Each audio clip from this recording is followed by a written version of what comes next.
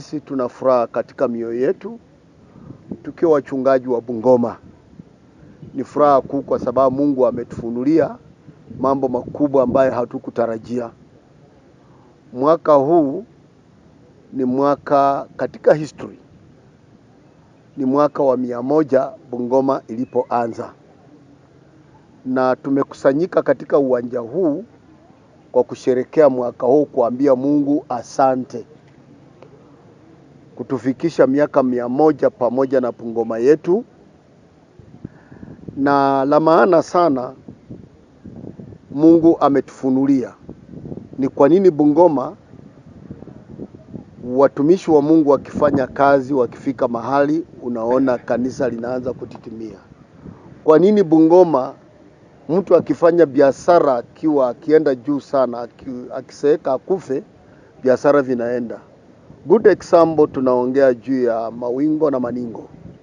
Kwa kampuni kubwa hapa sana ikaanguka upande wa business.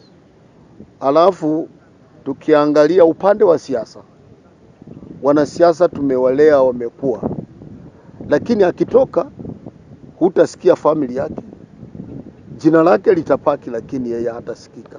Sasa Mungu ametufunulia kama mwili wake wa Kristo, ni kwa nini Bungoma mtu akiwa amedumu hawezi kuacha urithi kwa watoto. Na Biblia katika Proverb 13:22 anasema mzee mzuri anawajia wachukuu wake urithi. Bungoma urithi umekataa. Bungoma ni mahali ukitoka nje ukifanya biashara utatoka hapo umefanikiwa. Lakini kama wenyeji hatujaona mazao, hatujaona matunda, hatuelewi ni nini inayotendeka.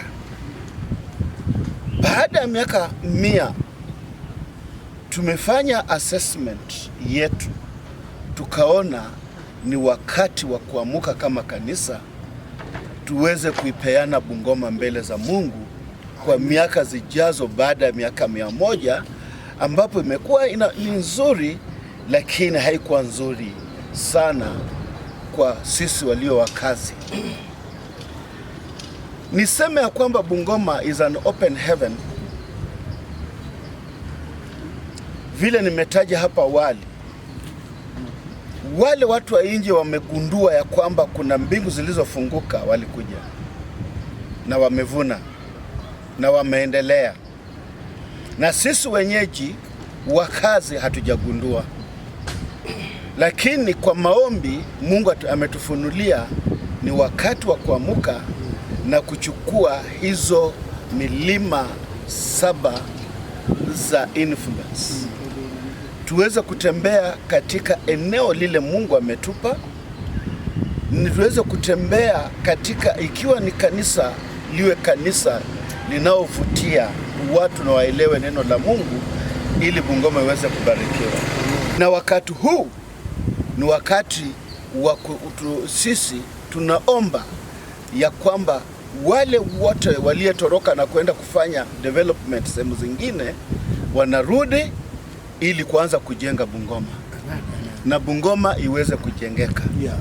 Kwa hivyo sisi tunashukuru wale wanaotutazama, wanaotusikiliza. Ni wakati huu, usiku wa leo hautakuwa tu usiku wa kupiga hadithi ama mahubiri, lakini ni usiku wa kujichunguza na kuona sasa kwa miaka 100 inayokuja nyingine tutatembea namna gani. Na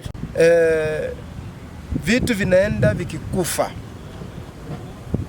Ni kama kuna tauni ambayo sisi kama watumishi wa Mungu tumeamua kwamba tukuja pamoja na tumlilie Mungu, tuinue madhabahu kwa jina la Kristo Yesu, kwamba udongo wetu upone, udongo wetu uwe na ufufio.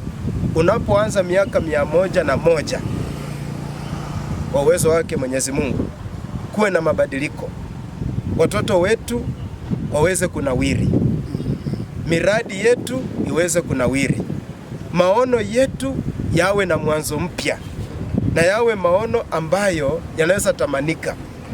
Ukienda huko nje ya Bungoma, uende Nairobi, uende Mombasa, hautapata mtumishi ambaye amefaulu akose kukuambia nilianzia Bungoma ama niliwekewa mkono Bungoma.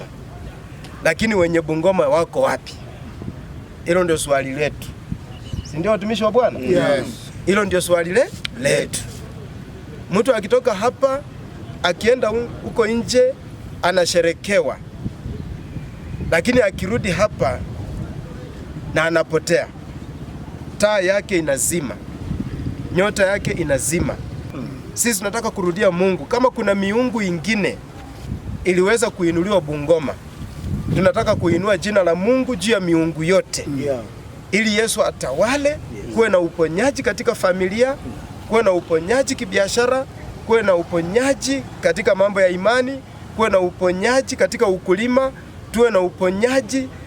Bungoma imeproduce viongozi mashuhuri, lakini hao viongozi hawasherekewi hapa, lakini huko nje wanasherekewa.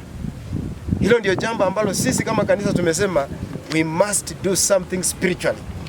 So hatujakuja kufanya kitu kingine, tumekuja kuambia Mungu asante na kumwomba kwamba tuanze pamoja na yeye.